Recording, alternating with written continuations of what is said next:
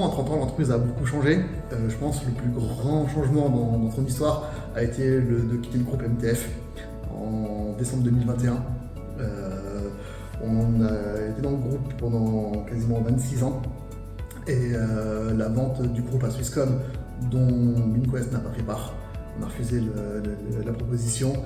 Du coup, en 2022, on avait une contrainte, c'était de changer de nom. Et pour nous, c'était au début un peu une contrainte qu'il fallait tout réinventer, mais c'était un vrai challenge et puis une vraie opportunité de, quelques années après la transition entre Dick et moi, que je donne un peu ma patte à l'entreprise avec des nouvelles couleurs, un nouveau logo, un nouveau nom, un peu une nouvelle histoire. Et ça m'a un peu étonné nos copains MTF aussi. Hein. Ça c'est sûr. Ça ne s'attendait pas à celle-là. Hein. Donc pour moi, ça a été vraiment ça le grand changement dans l'histoire d'MTF.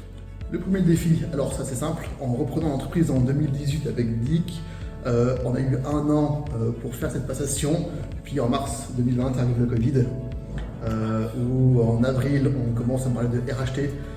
Moi en tant que jeune entrepreneur, jeune CEO, je commence à comprendre la partie administrative, les démarches pour mettre le chômage technique. 1 an et demi après le rachat, quand on parle de chômage technique ça fait peur. Donc pour moi c'était vraiment un défi qui a duré quasiment 1 an et demi. J'étais content que les jeunes gèrent la période Covid parce que j'avais déjà assez de cheveux blancs et si j'avais dû refaire cette période-là, je pense que je serais devenu complètement chauve. Ma plus grande fierté, je pense, c'est d'avoir amené l'entreprise là où elle est actuellement. Comme elle dit on est content de l'avoir fait. C'est vrai, on est content de gérer l'entreprise, on est content de la faire évoluer. On a racheté l'entreprise, on était 62 collaborateurs, on est un peu plus de 100 maintenant. Donc on est content de son évolution.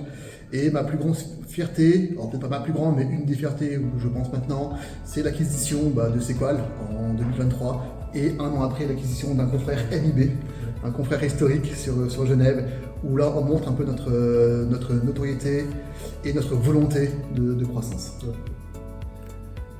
Oui, alors je trouve que tu as bien fait évoluer cette entreprise. Moi j'étais super content d'avoir pu remettre entre tes mains et tes collègues bien sûr, une entreprise saine, bien organisée, bien structurée, et bref un bel outil de travail.